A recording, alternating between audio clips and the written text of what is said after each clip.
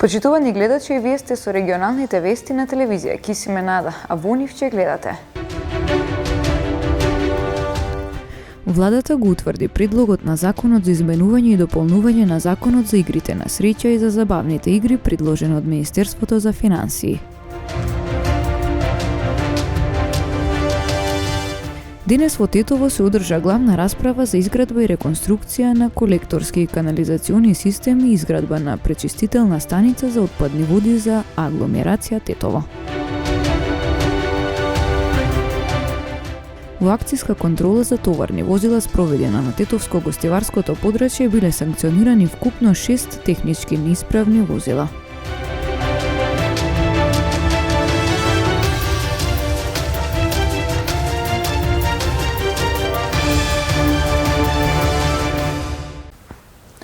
Владата на вчерашната седница го утврди предлогот на Законот за изменување и дополнување на Законот за игрите на среќа и за забавните игри, предложен од Министерството за финансии.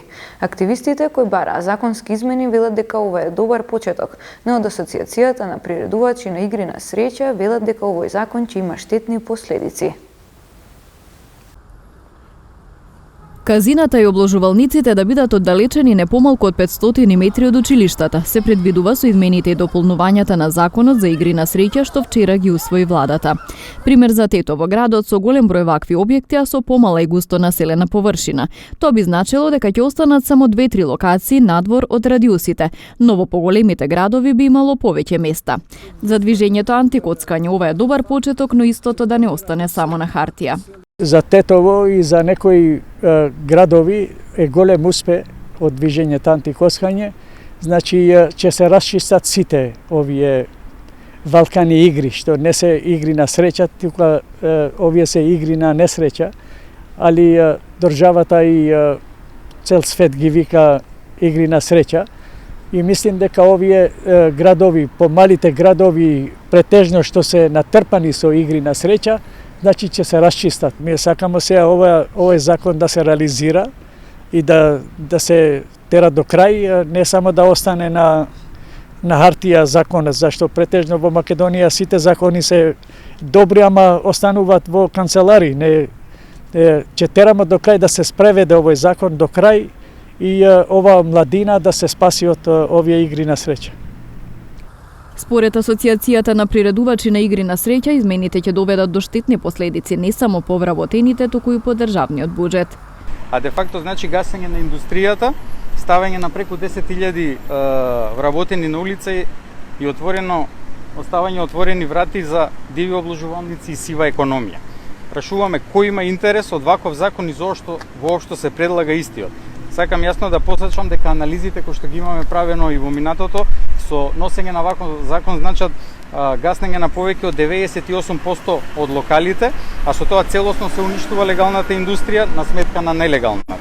Понатаму прашуваме дали е вистина дека овој закон како побрзо би се донел и без дебата ќе биде протуркан со европско знаменце или по кратка поставка. Владата е должна одма да одговори бидејќи тоа е незаконски и не издржано според правилата за носење на закони со европско знаменце. Со законските измени се предвидува изголемување на надоместоците и построги процедури за издавање лиценци за игри на среќа.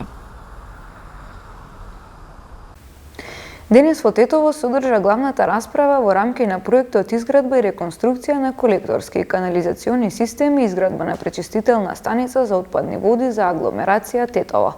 На дебатата фокусот беше изработената студија за оценка на влијанието врз животната средина. Со ова што денеска ние презентираме тука презентираме оцена и влијание врз животната средина на овој проект, што се планира да се надеваме да се започне во ова година по завршување на овна јавна дебата и по земање на дозвола за градба. Овој проект треба да почнува во април или во јуни, за да може после да се пристапи кон решавање на овој проблем. Ова станица е планирана да опфати населените места во полошкиот дел, значи урбаното место на Тетово, селата Порој, Джепчиште, Голема речица, Мала речица, Фалише и со станица за пречистената вода во близина во село Фалиште и со тоа ќе се заокружи целиот овој дел. А во иднина Министерство за животна средина и просторно планирање сега изготвува проекти и за филтер стациони во населените места во планинскиот дел и со тоа ќе се заокружи целиот концепт на пречистени станици во општина Тетово. Како генерален заклучок е дека онака како што е предвидена самиот проект за собирање и третман на отпадни води нема значително влијание врз животната средина. Секако доколку се изведе онака како што е предвидено. Во рамките на оценката земено е предвид и направени се и моделирање и на миризба со оглед на локацијата и со оглед и во однос на моделирањето и на оценката на другите аспекти. Предвидена е програма која што вклучува на низа на мерки за заштита, од кои дел се инженерски и веќе предвидени во самиот проект, другиот дел се работна пракса, мерки во рамки на добра работна пракса која што треба да има операторот на идната пречистелна станица. Околу 150 здравствени работници од Македонија се пријавиле да заминат во Турција за да помогнат во погодените подрачја од разорниот земјотрес. Како што истакна министерот за здравство Беким Сали, денеска ќе биде комплетиран списокот со доброволци, а потоа ќе биде испратен до Центарот за управување со кризи. Ова се работи за привремена поддршка на турските власти, односно на граѓаните на Република Туркија, кои што се погодени од природна несреќа земјотрес. Ние во текот на изминатиот ден објавивме јавен повик до сите граѓани, односно до целиот медицински персонал да се пријават доброволци за упатување кон местата кои што се погодени со земјотресот. До касните часови имав еден список од околу 150 доброволци здравствени работници, кој што е огромна бројка и покажува колку нашиот народ е спремен да помогне. Меѓутоа, во текот на овој ден се надевам до кој 12 часот ќе го имаме прелиминарниот список на доброволци и ќе го понудиме на Центарот за управување со кризи, кој што понатаму во комуникација со турските власти преку НАТО комуникација ќе ги известат за расположливите средства, односно капацитети и човечки и материјални кои што ние ги имаме. Воедно да известам дека ги ставивме во употреба, односно во понуда и двете комбиња кои што се специализирани за интензивна нега, кои што ги добивме како донација од ХОП проектот за педиатриската клиника. И тие две комбиња кои што се специализирани со два тима, значи комплетирани со тимови, доктор, шофер и медицинска сестра, се спремни да заминат до погодените места. Македонскиот народ повторно докажа дека е хуман и се обедини да помогне за настраданите во земјотресите во Турција и во Сирија. До сега вкупно донации на сметките на Црвениот крст се собрани 10 милиони денари. Во текот на вчерашниот ден, за среќа наша, во смисла на напорот што го направивме, обезбедивме 10 милиони денари финансиски средства кои се прилози на нашите граѓани, дел од повиците на телефонскиот број 143400 и тоа околу 3 милиони 300 илјади денари, што е рекорд апсолутен досега од сите активности што ние ги правиме нели во овој правец, и уплати од граѓаните и од компаниите во висина од 6,5 милиони денари цир. Дополнително како организација, како Црвен крст, обезбедивме првична материјална хуманитарна помош од нашите резерви и таа се состои во пакети со храна 1000, пакети со хигиена 1500 и пакети, односно кебиња околу 4000. Сето тоа ќе биде испратено во Република Турција во соработка со турската полумесечина, бидејќи сето тоа треба да биде координирано. Наредната недела, на почетокот на следната недела, ние веќе испративме понуда до турската полумесечина, чекаме одобрение нивно, за сето тоа тоа е спакувано, ќе го видите после, може да го снимете и сликате, и чекаме само утовар на истата, дали понеделник или вторник, за што ќе бидете благовремено информирани. Значи, присутни се многу иницијативи, индивидуални од разни организации, така натака, кои сакат да помогнат. Тоа е за почитување и за поздравување, тука нема ништо спорно. Спорното е во тоа што таквата хуманитарна помош, која би се собирала на таквите пунктови, на тој начин е невозможно да се испрати во Република Турција поради одредени ограничувања царински, не на нашата држава, него на државите генерално, затоа што во прашање е храна и да не е храна, значи потребни се формалности, фитопатолошка контрола и се останато, која за жал во хуманитарна помош собрана на тој начин, како индивидуални донации, е невозможно да се направи, бидејќи се работи за производи разноразни и за сите нив не може да се обезбедат нити потекло, нити декларации кои се предуслов за да се направи извозното царинење на хуманитарната помош. Министерот за земјоделство Љупчо Николовски ја презентираше новата владина програма во вредност од 35 милиони денари за поддршка за малите производители кои произведуваат традиционални македонски производи. Владата на вчерашната седница усвои нова програма која што ќе биде за поддршка на малите производители кои што произведуваат традиционални македонски производи од животинско и неживотинско потекло.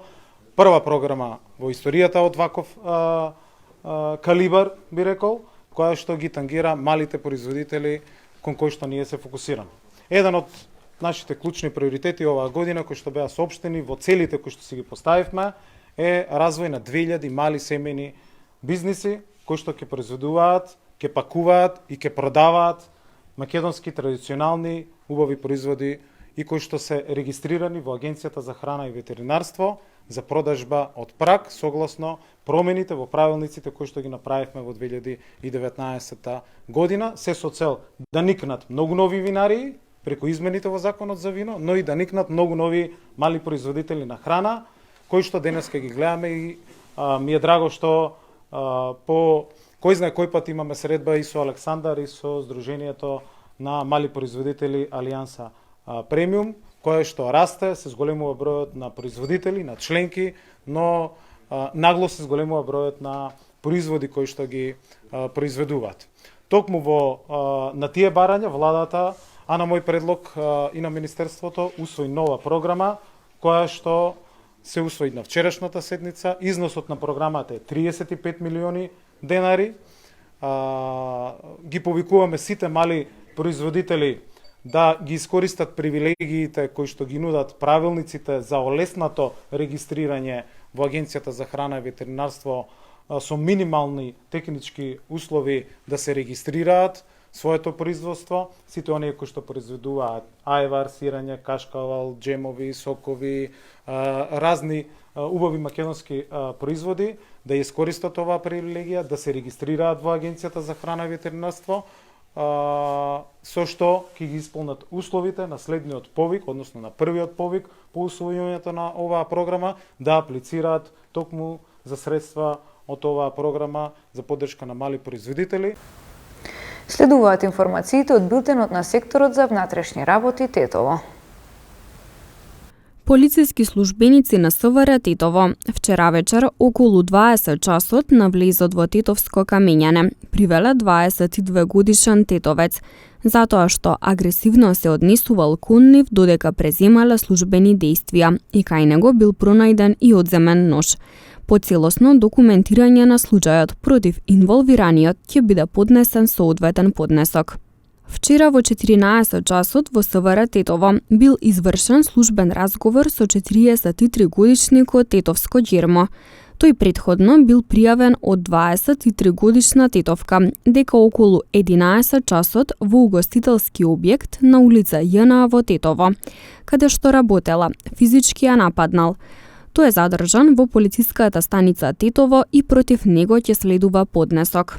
Полициски службеници на СВР Титово, Оделение за внатрешни работи Гостивар, вчера во 19 часот и 50 минути, привела 48 годишен гостиварец затоа што го нарушил јавниот ред и мир и лажно пријавил настан. По целосно документирање на случајот ќе му биде изготвен поднесок. Ноќеска во 2 часот полициски службеници на СВР Титово, Оделение за внатрешни работи Гостивар, привеле 28 годишен гостиварец затоа што го нарушил јавниот ред и мир и се заканувал на неговите родители. Тој е задржан во полициската станица Гостивар и ќе се соочи со поднесок. Денеска во 7 часот и 45 минути, 62 годишник од Гостиварско Врапчиште во СВР Титово пријавил дека околу 6 часот и 45 минути во Гостиварски Градец бил физички нападнат од 2 лица. Се расчистува случајот. Во акцијска контрола за товарни возила спроведена на Тетовско-Гостиварското подречје биле откриени и санкционирани вкупно 6 технички неисправни возила. Во рамките на континуираните активности за поголем ред и безбедност на патиштата во поширокиот Полошки регион, вчера од 8 до 12 часот спроведена е засилена акцијска контрола на товарни возила, претежно камиони, комбиња и пикап возила.